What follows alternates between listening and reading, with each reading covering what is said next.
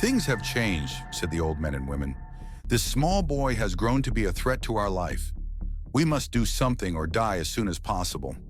When everyone thought that Pharaoh Ramses has done enough to please himself, he caused another stir, which was to break the camel's back. Pharaoh Ramses thought that with his ever-increasing family and wielding of power, he must have a befitting palace to himself. He therefore taxed everyone in the village of Sraha to pay some amount of money in the form of gold dust. This displeased the young men of Sraha. They planned to act quickly before things get out of hand. The time for the building of the palace came very soon, and the young men were called to dig the foundation.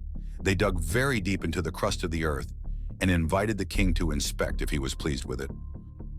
"No, this foundation will shake after only a century," the king said. He rejected it outright and demanded that it should be dug much deeper. The young men were stressed and tired, but they kept on digging. They dug for 3 days and invited the chief again to inspect, but he was still not satisfied.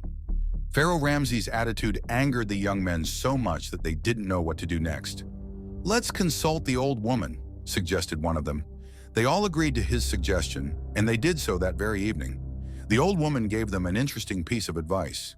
King said, "This will last for only 2 centuries. My great-grandchildren may not meet the immaculate palace built by Pharaoh Ramses, the great chief of Sraha. This is the only solution to the peace of this village, and you must do it or continue to suffer."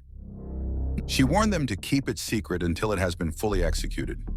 It happened that Pharaoh Ramses came to the building site to inspect the foundation for the last time. "I hope you have dug a hole that can last for 3 centuries, Pharaoh Ramses asked. "Yes, Your Honor," they answered. "Please, it is too deep to see from afar. I wish my lord moved close."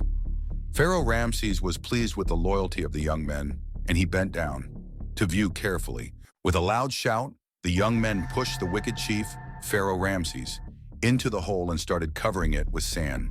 He screamed and screamed, but he was soon immersed fully with sand. His wives bolted to their families.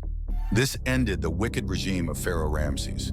This served a great lesson for the people and successive chiefs of Sraha. And all the chiefs who came after him were kind and compassionate to the feelings of their people. If this is your first time to this channel, click on the subscribe button.